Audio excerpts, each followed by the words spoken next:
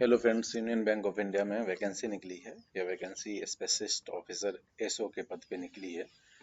Total पदों की संख्या है 500 500 और एलिजिबिलिटी मांगा गया ग्रेजुएशन का। सैलरी 48,480 रुपये से शुरू होगी। ये ग्रेड पे है, मैं आगे बताऊंगा आपको। अप्लाई करने का लास्ट डेट 20 मई 2025 है और एग्जाम में जो नेगेटिव मार्किंग वगैरह है वो 25% नेगेटिव मार्किंग मैं दिखाऊंगा आगे कैसे क्या है। चलिए आगे देखते हैं। जैसे मैंने बताया था कि 500 टोटल पदों की संख्या है, उसमें असिस्टेंट मैनेजर क्रेडिट के पद 250 हैं और असिस्टेंट मैनेजर आईटी के पद 250 हैं। इसमें अलग अलग कैटेगरी के लोगों के लिए रिजर्वेशन है।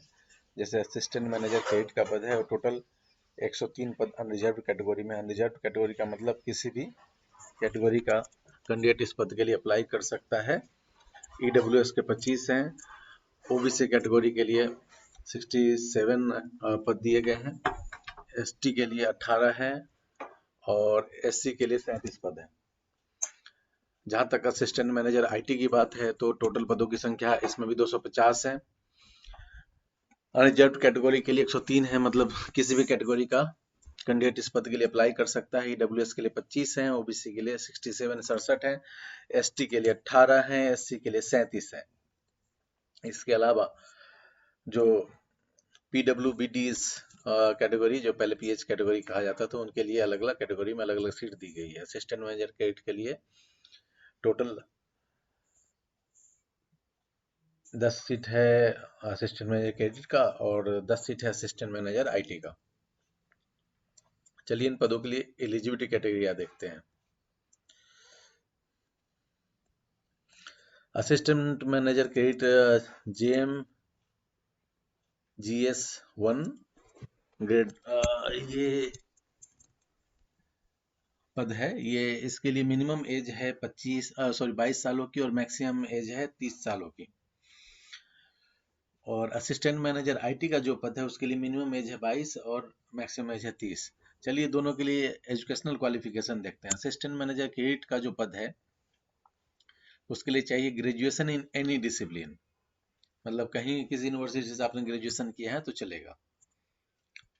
और साथ में आपको सीए, सीएमए या आईसीडब्ल्यूए या सीएस का कोर्स किया होना चाहिए। या फिर अगर आपने वो नहीं किया तो full time regular MBA, MMS, PGDM, PGDBM associated degrees जो है with specialisation in finance with minimum 60% marks in aggregate होना चाहिए। मतलब अगर आपने ग्रेजुएशन किया है तो उसके साथ सीए, सीएमए, आईसीडब्ल्यूए या सीएस का कोर्स किया हो तो ठीक है। अगर वो नहीं है तो आपके पास एमबीए होना चाहिए, 60% मार्क्स के साथ एमबीए या उसके जैसे डिग्री होनी चाहिए। ठीक है। और ये कोर्स जो एमबीए वाला है फुल टाइम होना चाहिए। चलिए असिस्टेंट मैनेजर आईटी का पद देखते हैं। Full time BE, BTech, MCA, MSc IT, MS, MTech, 5 year integrated MTech degree in computer science engineering, IT, electronics and computer science, electronics and telecommunication, data science, machine learning and AI, cyber security from university institute organised by government of India. Government bodies, मतलब BTech या फिर उसी से के जैसी degree मांगी गई है। मतलब इंजीनियर्स के लिए पद है और कंप्यूटर साइंस वाले इंजीनियर्स या उसी के जैसे इलेक्ट्रॉनिक्स वाले इंजीनियर्स के लिए यह पद है। डिजायरेबल का कोई मतलब नहीं, जिनके पास है ठीक, जिनके पास नहीं ठीक। मिनिमम एलिजिबिलिटी क्राइटेरिया आप लोग देख लीजिए। एज रिलैक्सेशन देख लेते हैं। ज़्यादातर गवर्नमेंट जॉब्स में जहाँ पे भारत सरकार का से होता है उसमें एज फॉर नॉर्म्स होता ही है। और वो ये इस तरह है, शेड्यूल कास्ट और शेड्यूल ट्राइब्स के लिए 5 साल का एज रिलैक्सेशन है। अदर बैकवर्ड कास्ट ओबीसी के लिए, जो जिनके पास नॉन क्रीमी लेयर सर्टिफिकेट है, उनके लिए 3 साल का है। Person with benchmark disability PWBD के लिए 10 इयर्स का है। एक्स सर्विसमैन के लिए 5 साल का है। पर्सन अफेक्टेड बाय 1984 राइट्स, इसके लिए 5 साल का एलिजिबिलिटी एज रिलैक्सेशन दिया गया।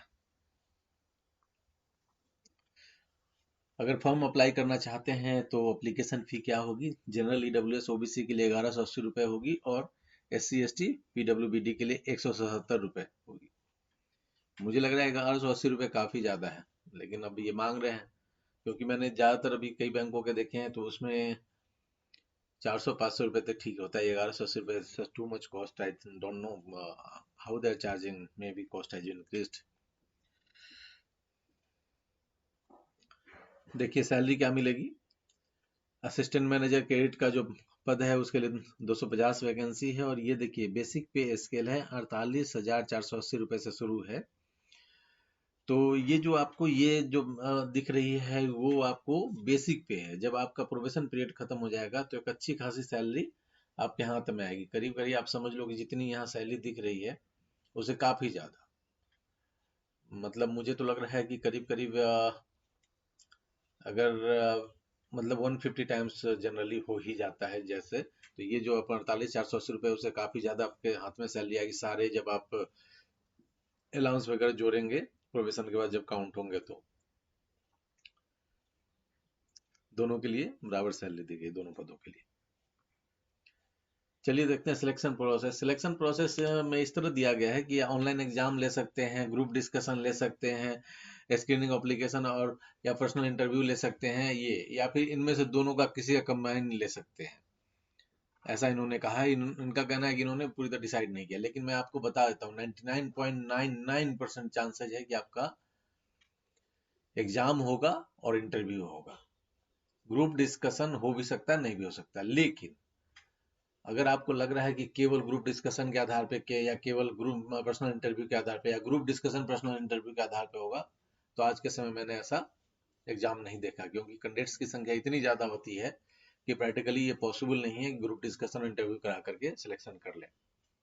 हालांकि उन्होंने दिया है, जैसे देखिए selection if online examination personal interview conducted, यही होगा, ठीक है।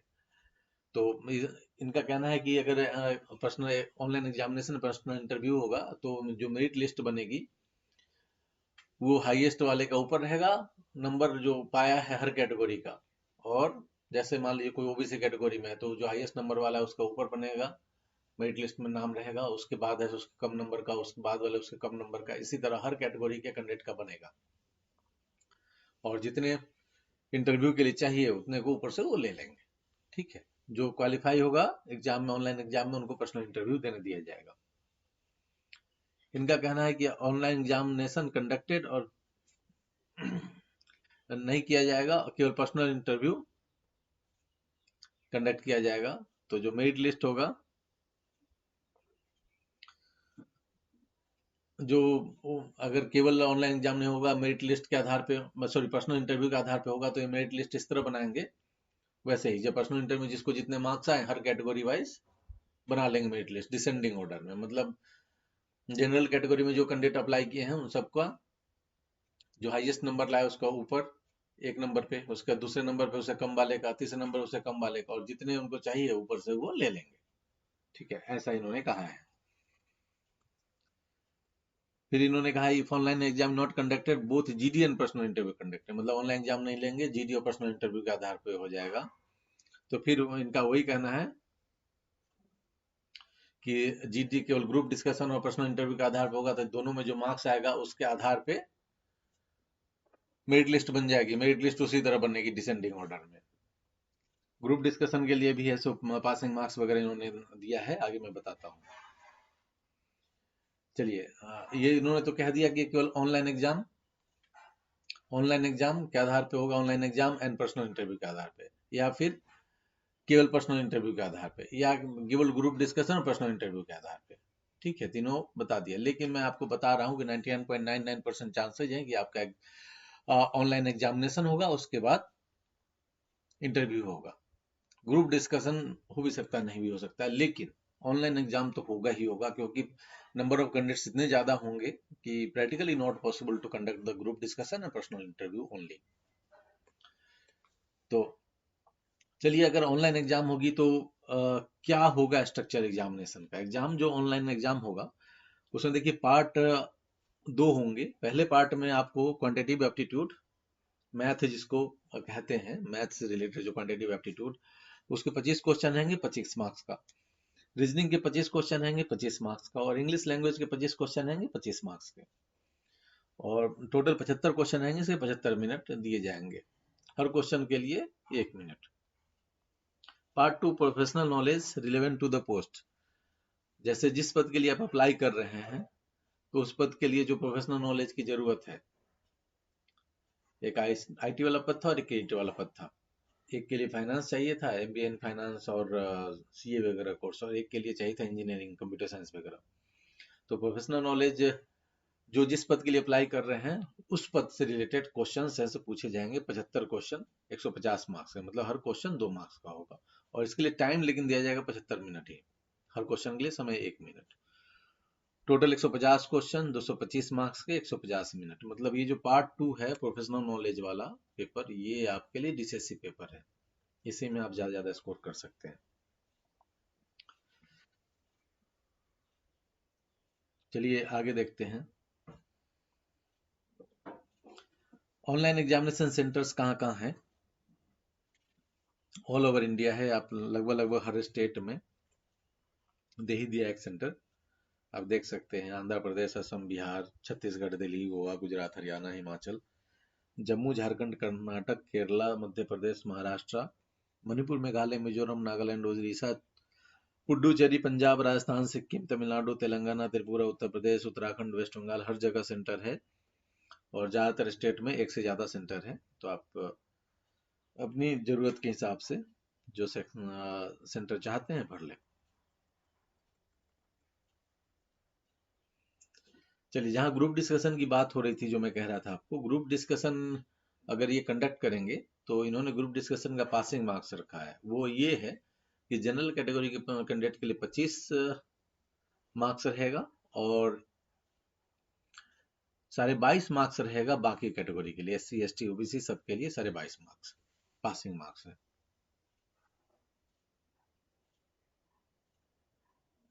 Qualifying marks.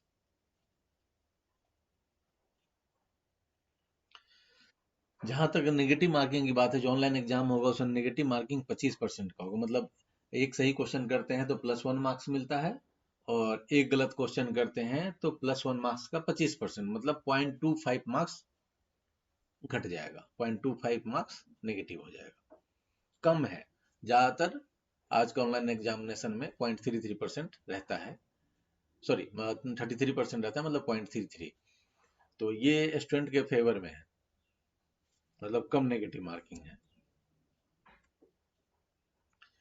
पर्सनल इंटरव्यू देख लेते हैं। Candidates securing the minimum qualifying mark stipulated for online test and ranking sufficiently high in the order of merit list shall be called for personal interview. Okay. Mere passing the online test shall not waste any right to candidate for being called for interview. ठीक है। जो personal interview के लिए बोल रहे हैं कि जो कैंडिडेट है सो क्वालिफाइंग मार्क्स पास ले आएंगे और ज़्यादा रैंकिंग में ऊपर रहेंगे ऑनलाइन एग्जामिनेशन के बाद, तो उनको बुला लिया जाएगा। मतलब केवल पास करने वाले कैंडिडेट सब पास कर लिए, सबको नहीं बुलाया जाएगा। जितने इनके इंटरव्यू, जैसे जनरली कई एग्जाम से 1:3 बुलाते हैं, मतलब जितना पद है उससे 3 गुना बुलाते हैं। किसी किसी एग्जाम में 1:10 बुलाते हैं, जितना पद है उससे 10 गुना ज्यादा। किसी में 1:20 भी बुलाते हैं, जितना पद है उससे 20 गुना ज्यादा। तो ये अपना जैसा इन्होंने डिसाइड किया उस हिसाब से जितने पद हैं इनको चाहिए, उससे 20 गुना या 10 गुना या 3 गुना जितना इनको चाहिए ऊपर से मेरिट लिस्ट में उसमें से ही बुला लेंगे इंटरव्यू के लिए। अगर आप सिलेक्ट होते हैं और ज्वाइन करना चाहते हैं, ज्वाइन करते हैं, तो आपको 3 साल का बॉन्ड होगा। अगर आप 3 साल से पहले छोड़ेंगे तो 2.5 लाख रुपए आपको देने पड़ेंगे। प्रोबेशन पीरियड आपका 2 इयर्स का है, मतलब 2 साल बाद आप परमानेंट हो जाएंगे, तब तक प्रोबेशन में रहेंगे। अगर आप इस पद के लिए एलिजिबल है, अप्लाई करना चाहते हैं, तो ऑनलाइन अप्लाई करने का लिंक आपको आपके स्क्रीन पे दिख रहा होगा। यह लिंक मैं आपको इस वीडियो के डिस्क्रिप्शन में भी दे दूंगा, साथ ही साथ सारे इंपॉर्टेंट डेट्स और डिटेल्स भी इस वीडियो के डिस्क्रिप्शन में दे दूंगा, ताकि आप अप्लाई कर पाएंगे। नोटिफिकेशन भी है, सो आपको इस वीडियो के डिस्क्रिप्शन में मिल जाएगा उसका लिंक। लास्ट डेट का इंतजार ना करें, लास्ट डेट बहुत जल्दी है, 3-4 दिन बाद ही लास्ट डेट है। आज 17 मई है और 20 मई को एग्जाम है, तो जल्दी से जल्दी अप्लाई करें।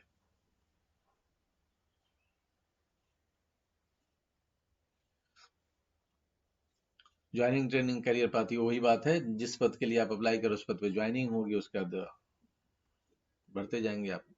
इम्पोर्टेंस देख लीजिए। ऑनलाइन रजिस्ट्रेशन का लास्ट डेट स्टार्टिंग डेट 30 अप्रैल से शुरू था और 20 मई तक है।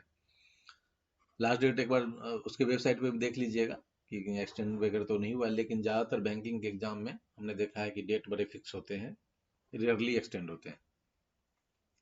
पेमेंट ऑफ फी वही 30/4 से 20/5 तक है। कॉल लेटर वगैरह कब आएगा ये आपको बताया जाएगा जुलाई में। ऑनलाइन एग्जाम का डेट भी जुलाई में होना चाहिए, टेंटेटिव है ये, ठीक है। तो जब एग्जाम होगा उसमें बता दिया जाएगा। हो सकता है तो इसके लिए एक अलग से कोर्स भी शुरू किया जाए, फ्री ऑफ कॉस्ट, यूट्यूब पे। अगर आप लोग चाहते हैं कि इस एग्जाम के लिए फ्री का ऑनलाइन ट्यूटोरियल शुरू किया जाए तो कृपया कमेंट में बताइए। अगर सफिशिएंट नंबर ऑफ कैंडिडेट होंगे फ्री का ऑनलाइन ट्यूटोरियल शुरू किया जा सकता है सिर्फ इसी एग्जाम के लिए। धन्यवाद।